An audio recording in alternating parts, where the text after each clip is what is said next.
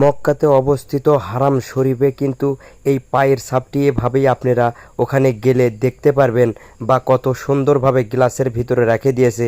এই পায়ের ছাপটি কিন্তু কেন্দ্র করে অনেক ঘটনাই কিন্তু আল্লাহ পাক কোরআনের ভিতরে বর্ণিত করে দিয়েছেন। এই পায়ের ছাপটি কিন্তু আর কারো নয়, আপনার আমার জাতির পিতা ইব্রাহিম আলাইহিস সালামের কিন্তু পায়ের ছাপ। আপনারা ইতিমধ্যেই জানেন মক্কা শরীফ কিন্তু একটা সময় নির্মাণ করতেছিলেন হজরত ইব্রাহিম আলাইহিস সালাম।